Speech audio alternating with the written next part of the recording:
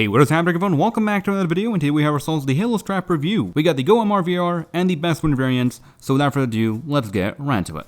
Alright, so just a heads up before we get started with the video, I won't be showing off the strap here as it's going to get in the way of the footage, but keep in mind that it is mandatory and you definitely need to use the strap here. I just won't be showing it off. So let's get on with the video. So first off, here they are side by side, and you're probably wondering what are the differences. Yes, I know there are a couple more variants, but these are the two main ones that most people are getting, with two minor differences and one major change between these two. The first one being the stickers on the sides. Beswin has two stickers, while the Go version has none. The next difference are the mounting pads. They are different and they do function differently, with the GOMR version having noticeably more grip than the Beswin variant. And finally, the last difference is the most obvious one, and that would be the padding. As you can see here, the padding here is completely different, and it does play a huge role with how these headsets feel. So here is the Beswin padding. It's nothing special, it's your usual cheap padding, which happens to be the same exact padding that's being used on the BOBOVR M2. It's pretty decent when it comes to the forehead pad, but not so much when it comes to the rear pad. And even though this one has more surface area than the Go version, it's overall inferior to this variant. And here they are one more time side by side. So with the Go variant, as you can see here, it's got much nicer, softer materials, it's a comfortable leather texture, and overall it is a whole lot more softer and has a whole lot more cushioning, especially on the forehead pad. It's just a really nice pad. Now for a lot of people this padding is going to be sufficient and they're going to have a great time and not have to do any upgrades, and although it's very comfortable and has a lot of cushioning, some people are still going to encounter some uneven pressure being applied to the back of their head, which is an inherent problem with some of these Halo pads. And for that, we're going to be taking a look at some upgrades that we could do to this headset at the end of the video. Now, at this point, you're probably wondering what's going on right down here. Well, that is a place we can go ahead and install yourself a powerbank holder to. It's their way of giving you extra function without having to redesign the whole headset. And it's pretty clever, and it's really nice as it is very, very functional. Once you are wearing it, the only issue you may encounter is up and down movements, where it's going to be flopping up and down. But when it comes to side-to-side movement, it's pretty stable and you shouldn't have any issues with it. As for the actual wobble when it comes to the headset itself and the padding included, well, like all Halo type straps, you will have some side-to-side wobble, as there will be small gaps on the sides of the headset and your head, so there's going to be nothing stopping it from moving around. Now, speaking of stability and wobble, the best way you can install the strap is by installing it all the way in. That way, the entire top half of your face will be making contact with some cushioning.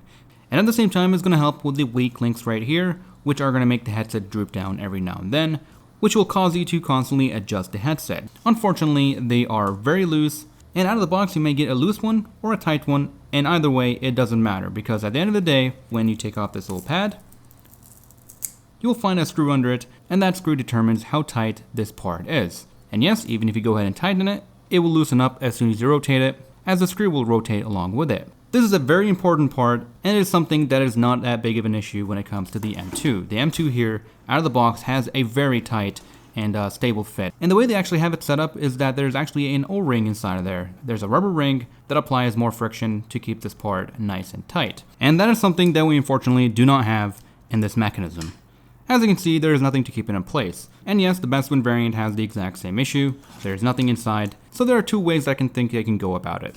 The first way is go ahead and rotate it to the mounting position, and then go ahead and tighten it, and install your headset like so.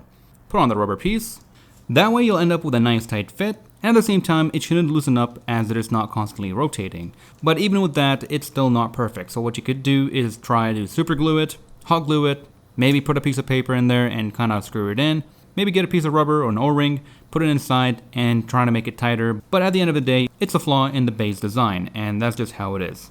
Now there is actually one more benefit to having it installed all the way in, and that will be having the ability to install the rear pad at a steeper angle, which personally I find it more comfortable, more stable, more snug, and as a bonus, if you're someone who has problems with the headset slipping, since a lot of people kind of install it at this type of angle, then it should help mitigate that problem. Now speaking of fixes, one other problem that this headset has, that is thankfully very easily fixable, would be the fact if you're someone who uses headphones, then the strap here is going to get in the way, specifically right over here. These two caps on the sides kind of push on the headset and end up ruining your seal, so go ahead and grab your screwdriver and just simply unscrew them, just like so. And that pretty much takes care of that problem. Now if you are worried about the headset kind of falling apart, well I can tell you right now that these two clips are very solid and they are not going anywhere. These caps, they're doing two things. Well, one of them is cosmetics and the other one is just kind of keeping them spread out so they don't fall out. And even if you tried really hard, they're not coming out unless you really put some force into it. And I know that because I have taken the strap here apart multiple times, and I'm going to be taking it apart one more time for this video.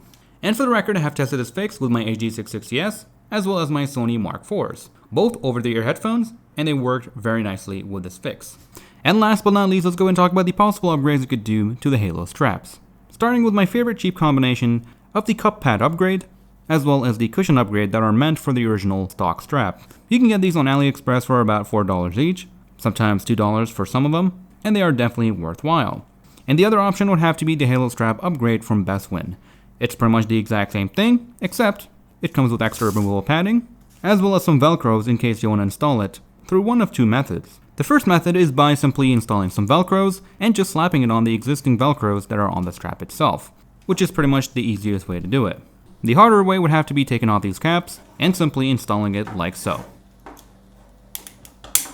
Now once you take off the cap, which is pretty easy, just one screw, this part can get frustrating or annoying. But the best way that I found doing this is by first rotating the center piece to give you an angle like so, and then you can go ahead and give it some pressure and it should just pop right out. In the same way, when you want to install it, you want to get the grooves pointing somewhere where you're going to be starting, then use your two thumbs and push it in. Now keep in mind, if you're applying too much pressure, you'll start seeing some stress marks right here. It should be fine, it's not going anywhere, it is a nice flexible material, so even with a lot of pressure and abuse, it should still hold up.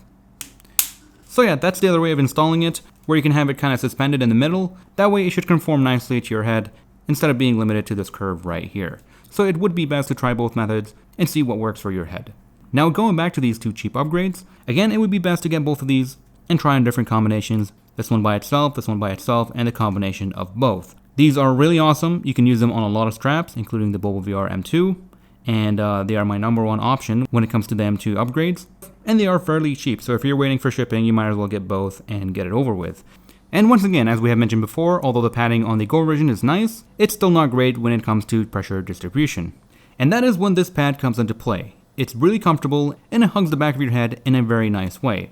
And if you're someone who has problems with slipping, then this thing definitely has you covered. Not only it's made out of rubber, but it has this texture down here that does a good job gripping your hair. And if this is not sufficient, you can always go ahead and slap this on top of it and get a combination of both. And again, I can't tell you what's going to be more comfortable. Everyone's different, so your experience will definitely vary. Now in my opinion, although both of these are pretty good, I would still prefer this combo right here, as it is way more flexible and I can kind of pick and choose my experience by taking off one of them. The Beswin combo here is also sold with a power bank holder and a right angle cable, and we will have a video about that showing off all their products, including their magnetic chargers for their controllers, which is pretty cool. And once again, the center strap here is mandatory and you definitely need to use it with these straps. It will help with the distribution of pressure and slightly mitigate the problem with the headset drooping downwards.